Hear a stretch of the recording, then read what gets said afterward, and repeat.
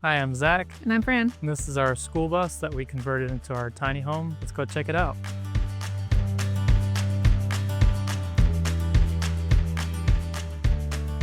We had the career jobs. I was a firefighter for 6 years, and she was also a vet tech for 6 years. And we were just always looking forward to our days off, and we'd travel all around the US. And during one of our trips, we decided, let's just do this full time. Let's hit the road and leave everything behind.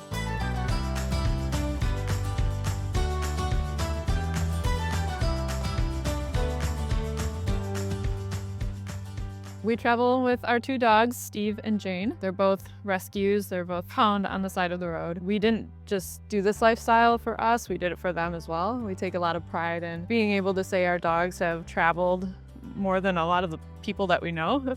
It took about 2 years to build a bus. I think the hardest thing about it was just being able to afford to build it out. There were many times when we just couldn't finish parts of the bus because we just didn't have the money to do it. So it took us longer than we were expecting it to, especially working full-time jobs. Being a firefighter, I work 24-hour shifts. My days off, I would be exhausted, but have to dedicate the time to the bus and also enjoy our lives at the same time. So our bus itself costs $11,500. And I would say we put about $30,000 give or take into it. We didn't necessarily plan for a budget build, but as our build progressed over the 2 years, kept seeing more and better improved items, maybe wood, different electrical systems to add to the bus and the build.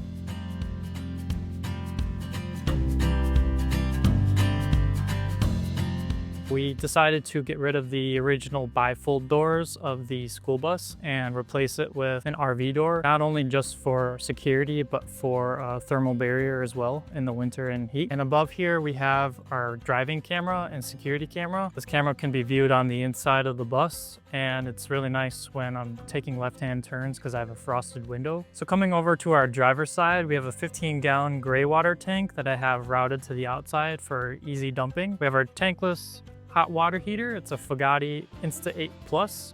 Can have hot water within seconds, which is really nice. And then on the back, we have our freshwater fill, gravity fill, that goes into a 40-gallon tank. Below that, we have our diesel heater, gas tank as well. And then the bottom part, we have our propane remote fill. So our propane is mounted in the center of the bus underneath, and I routed a remote fill kit to go to the side for easy filling. So on the rear passenger side of our bus, we have an outdoor outlet for our Starlink cable. It's really nice because we don't have to keep a window cracked open or a door open. When we go to park somewhere, we just come out with the Starlink, plug it straight in. And on the same topic of keeping our windows open, I installed these screens that are in place that we can obviously keep our windows open and keep bugs out. And down here we have an outdoor outlet, pretty simple, lights, whatever you need, power tools, and then our shore power. So in the back of our bus, we have a bike rack mounted. It swings open for ease of access to the back door. So the nice thing about it is that for stowing away in this purpose, we can lift this and go up. We can come back down. And if I don't want to swing it open to access the door, I can also lower it. And then also just swing it, it's just one lever. And voila, just like that.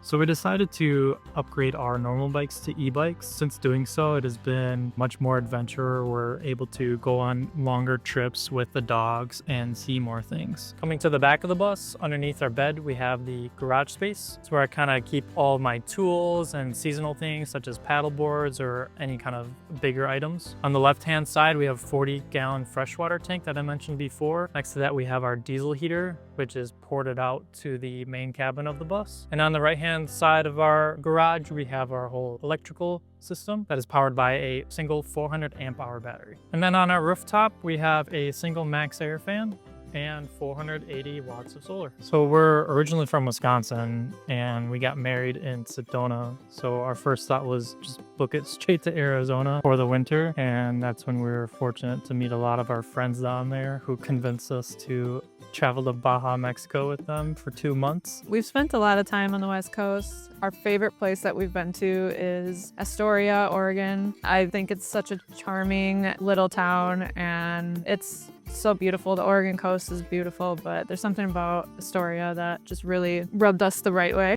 Yeah, we visited it multiple times, and that was our first time actually on the Oregon coast.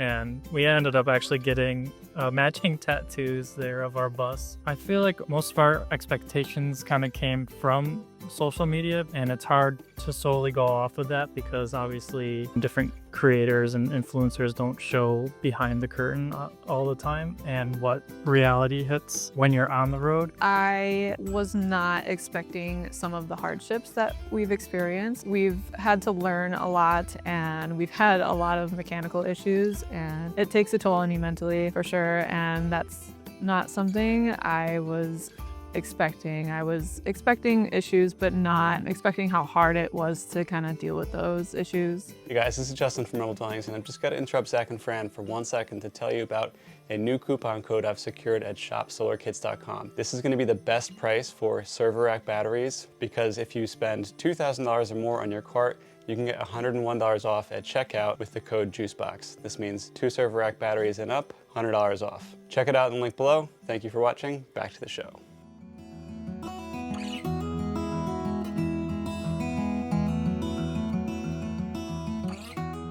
Come take a look inside. So right away you'll see our shoe storage, and on top of that we have our dog food. We have some musical instruments as well. Right here we have our camera. This is where we can view the back camera and the side camera right here. Up here is all of our other storage as far as beauty products, other miscellaneous things like blenders, winter gear, pretty much just everything that we could kind of get in there.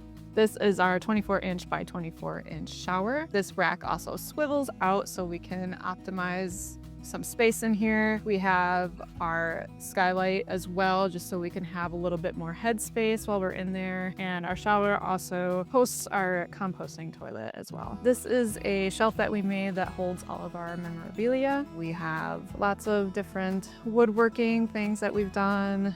I have some ashes here, and then I'm really into making Legos from national parks, so this area holds all of those memories. So this is our couch, and it actually converts into a dining table as well. So we have outlets, different types on each chair. Additionally, each chair has its own storage underneath each cushion. So these two switches, this one acts as our water pump. We have a gray water dump, and then this is our Servo GX unit. It's kind of basically our whole monitoring system for our electronics. Additionally, we have tank sensors on our gray water, freshwater, and propane tank, so we can monitor those systems all the time. Over here is our full-size kitchen. We have our stove and oven here. We also have a sink. All of these kind of pull out for utensils and anything we can kind of fit in there. And up here we have most of our dried goods and other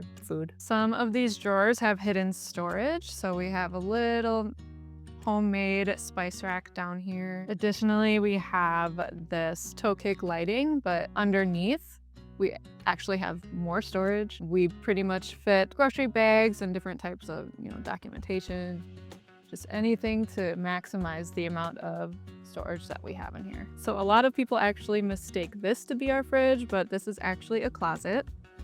We have pretty much every type of clothing that we can fit in here. We have a ton of jackets. Being from the north, we are always prepared for a brutal winter. This is our refrigerator and freezer. It actually pulls out from underneath our bed. We have the refrigerator on one side and then the freezer on the other. A lot of these are stickers that we have collected from places that we've been. Most of them are national parks, but we do really enjoy just collecting those. And the first thing we do when we get back from a national park is slap it right on the fridge. I feel like building our own home changed me personally in a way of not always having to prepare for things. I've always had goals in my head. Not that we don't have goals, but living this lifestyle is kind of more whimsical and last minute things, last minute driving into a spot for the night, or maybe being kicked out of the spot and having to find a new one. But we're always looking forward to the next adventure and what we're gonna see moving forward. I think it changed us for the better. We are a lot more resilient and patient, and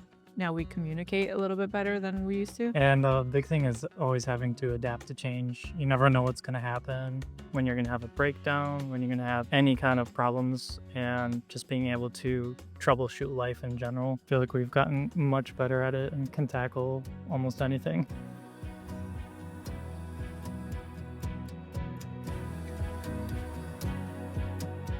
So in the back, we have a queen size mattress, which was a must for the two of us and our two dogs. We also have a 24-inch smart TV that's on a swivel stand, and our Xbox in the back. These beautiful pictures are, of course, our dogs. We really do worship them and love to have everything be about them. I think bus life has given us really great quality time together. We can do new activities together and spend as much time as we can with our dogs. We are together 24/7 and we enjoy it like that.